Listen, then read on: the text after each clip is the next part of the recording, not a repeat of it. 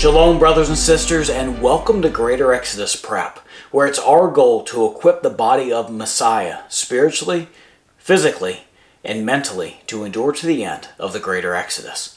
This is part 5 of the Legality of the Gospel.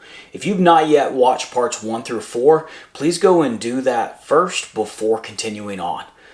Otherwise, please enjoy the Legality of the Gospel, part 5, Vows of Women.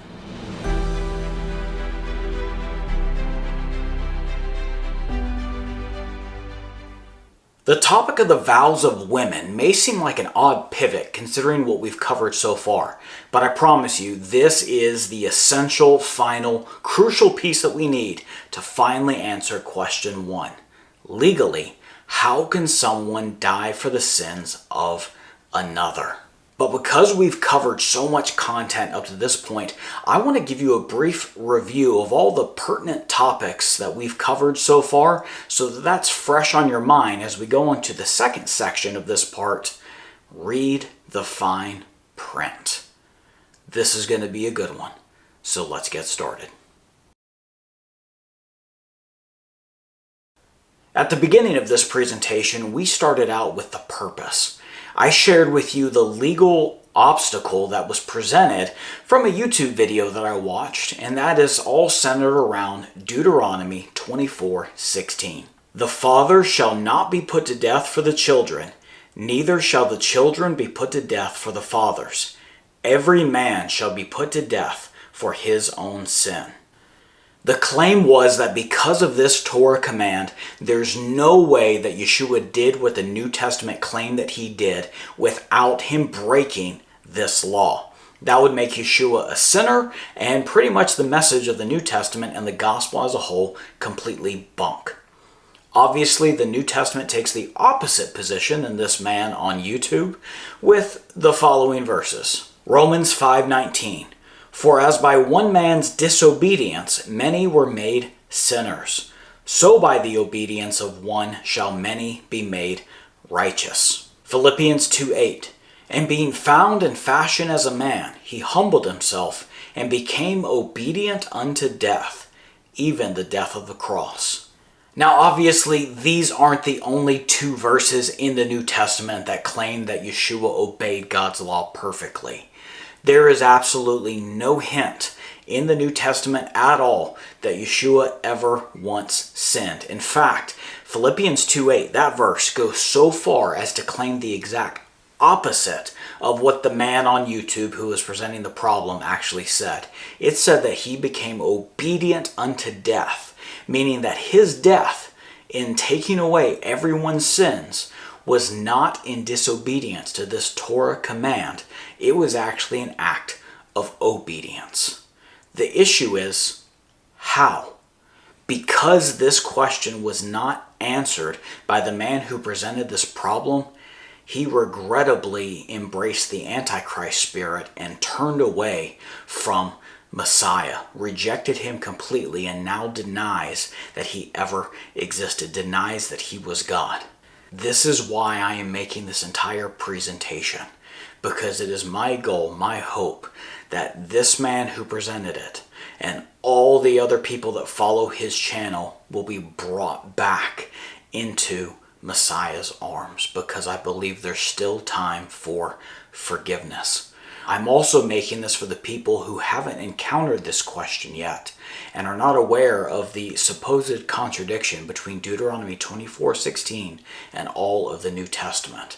My goal is that as a result of this presentation, that people are equipped with a solid answer that will keep them from ever embracing the Antichrist spirit like the man on YouTube and his followers have done. Then we moved on to part 2, foundational concepts. And the very first grouping of concepts that we covered was that of covenants, vows, and oaths. And we learned that they are very serious to God, extremely serious. Vows and oaths are components of covenants. A covenant occurs when one swears an oath to keep their vows. Therefore, laws concerning vows and oaths apply to covenants. Our next foundational concept that's relevant to what we're talking about here is contradicting laws. We found that based on some commentary that Yeshua briefly gives us in the New Testament, we can derive two patterns or precedents from what Yeshua said. First, we have the precedent of positivity. This is the idea that the positive command, or the shall command, should be obeyed and supersedes a negative command, a shalt not command. That is the precedent of positivity. There's also the precedent of specificity. The idea behind this one is that the more specific command seems to supersede or should be obeyed in lieu of the more general command. That is the precedent of specificity. Next, we moved on to part 3, the Sinai covenant. There we learned that because the Sinai covenant between Jehovah and Israel was a legal marriage covenant, all laws pertaining to husbands and wives in the Torah must apply to Jehovah and Israel. And then part 4, right before this section, Northern Kingdom iniquity. Here we learn the tragic news that Jehovah divorced the northern kingdom of Israel for the iniquity of adultery, thus annulling the Sinai covenant with them. This means that no one, absolutely no one, descended from the northern kingdom of Israel is allowed into covenant with Jehovah. That is a very brief review of all the pertinent topics that we've covered up to this point that we need to know before we move on to this last section of part 5, read the fine print.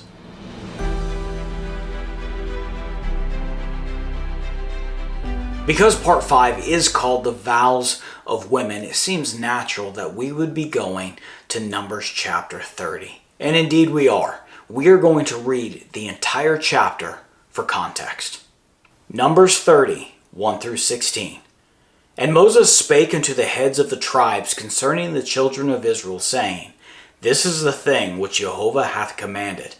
If a man vow a vow unto Jehovah, or swear an oath to bind his soul with a bond, he shall not break his word. He shall do according to all that proceedeth out of his mouth.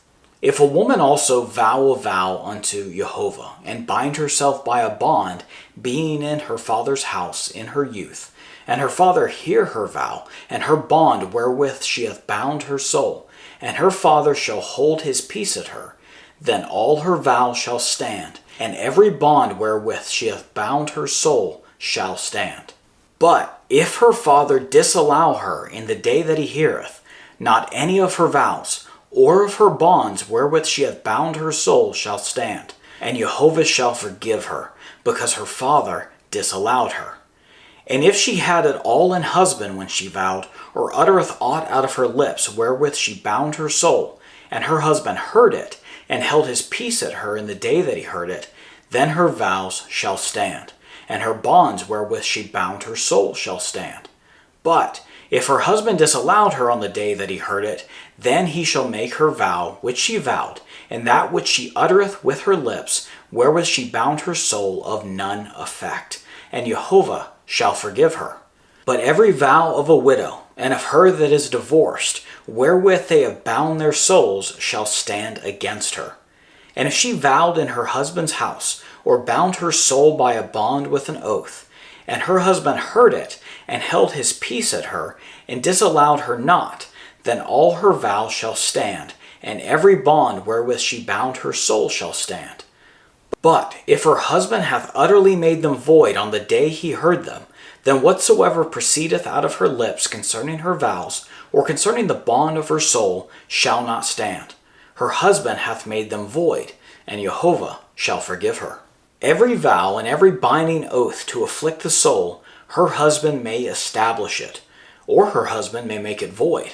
But if her husband altogether hold his peace at her from day to day, then he establisheth all her vows, or all her bonds which are upon her. He confirmeth them, because he held his peace at her in the day that he heard them. But if he shall anyways make them void after that he hath heard them, then he shall bear her iniquity. These are the statutes which Jehovah commanded Moses between a man and his wife, between the father and his daughter, being yet in her youth in her father's house. Did you see that Numbers 30:15 is the only command in all the Torah that requires one person to bear the iniquity of another? Let's read that again. Numbers 30:15. But if he shall any ways make them void after that he hath heard them, then he shall bear her iniquity. This is huge. This seems to fly directly in the face of Deuteronomy 24:16. Let's read that again. The father shall not be put to death for the children, neither shall the children be put to death for the fathers. Every man shall be put to death for his own sin. We now have a situation where, depending on the vow or the oath and what was said and what the consequences would be for breaking that potentially could be a death sentence. And due to the very specific rules and laws concerning the vows of women, there is a situation in which, according to the Torah, a husband will be commanded to bear the iniquity, even a death penalty, for his wife. This is why we have to understand what to do when two of God's laws contradict. So there's two precedents that we have. The precedent of positivity and the precedent of specificity. Let's look at positivity first. This one again is the positive command supersedes the negative command, or the shall supersedes the shall not. Deuteronomy 24:16 says every man shall be put to death for his own sin, and Numbers 30:15 says then he shall bear her iniquity. I know these are talking about punishments and sin and death, but they are considered positive commands because there is the word shall. The negative word not is not in this sentence. So the precedent of positivity would not apply in this case. Let's look at the precedent of specificity. This precedent says that the more specific command supersedes the more general command. Deuteronomy 24:16 says every man. Now the word for every man is Strong's number H376, ish. This is used the exact same way as we use the word man in English. This can apply to an individual man or men only, but it can also be used broadly to speak of mankind. So this verse could easily 100% correctly be translated every person instead of every man. In fact, most modern translations do say something along the lines of everyone or every person. So this is general. But let's look at Numbers 30:15. This verse applies to women only, but not all women for all time. A woman who is currently married and not a youth in her father's house, widowed or divorced, when the married woman makes a vow or swears an oath. And only when her husband was silent the day that he heard her vow or oath. Then in the future, he has to annul her vow or oath. Tell me, do you think the precedent of specificity applies here? Obviously, yes. Numbers 30:15 is not only the only command in Torah that requires someone to bear the iniquity of another person, it is only applicable under very specific conditions. Now we have the task of determining whether Numbers 30:15 applies to Jehovah and Israel. Let's go through the checklist, and it has to meet every single one. If it doesn't meet a single one of the conditions, Numbers 30:15 does not apply. Condition 1. The woman must be currently married and not a youth in her father's house, divorced, or widowed. According to Exodus 19:7 and 8, Israel was betrothed. That means legally married to Jehovah. The marriage simply hadn't been consummated yet, nor the official ceremonies taken place. But in this culture at that time, a betrothal was a legal marriage too. Condition 1 has been met. Condition 2. The married woman makes a vow or swears an oath. In Exodus 24:7, Israel swore an oath to obey the vows of the Sinai covenant. Condition 2 has been met. Condition 3. Her husband was silent the day he heard her vow or oath.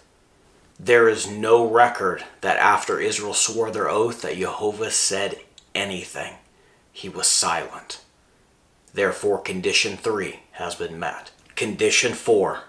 Then in the future, he annuls her vow or oath. In Hosea 2:2, Jehovah issues a bill of divorcement to the northern kingdom of Israel.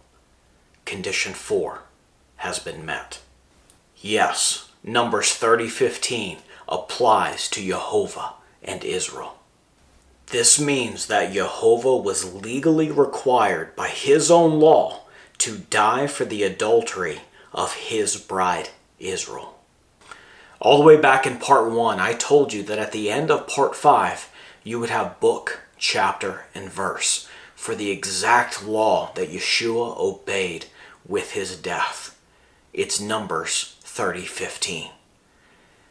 Based on what we've built, because it was a marriage covenant between Jehovah and Israel, because of the northern kingdom of Israel's sin and the divorce of the northern kingdom, and because of the vows of women, the laws that are written in the fine print, in the extraordinarily fine print and ultra-specific conditions of Numbers chapter 30, there is a very unique case in which Numbers 30:15 supersedes Deuteronomy 24:16 in application. Yeshua was 100% justified in what he did and 100% obedient to the Father, to his law in both life and death.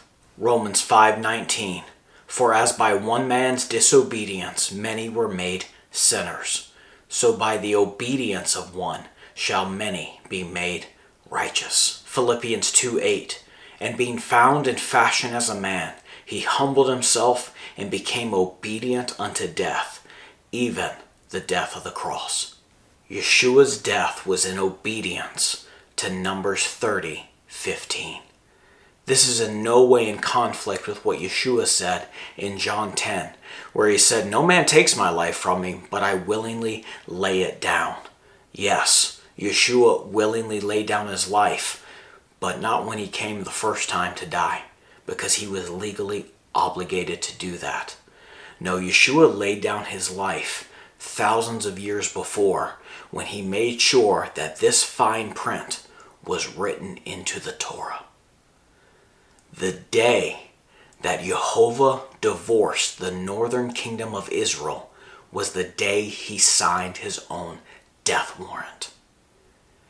See, Jehovah came down to earth on Mount Sinai in a cloud and wrote the law for earth. It happened here on earth.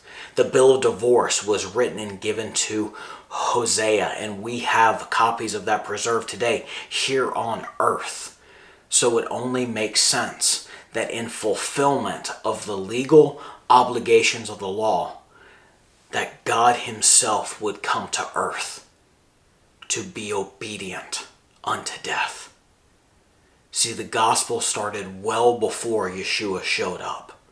The gospel was written before the foundation of the earth.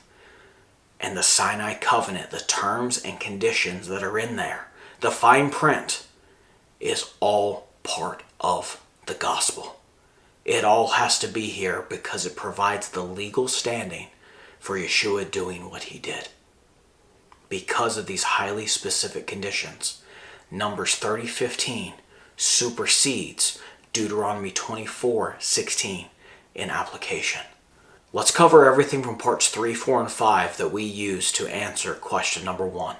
In part 3, the Sinai covenant, we saw that because the Sinai covenant between Jehovah and Israel was a legal marriage covenant, all laws pertaining to husbands and wives in the Torah must apply to Jehovah and Israel. In part 4, Northern Kingdom Iniquity, We found that Jehovah divorced the northern kingdom of Israel because of her adultery.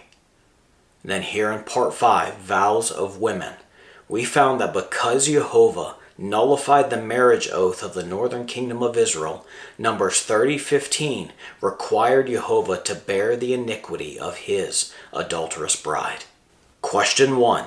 Legally, how can someone die for the sins of another? Answer.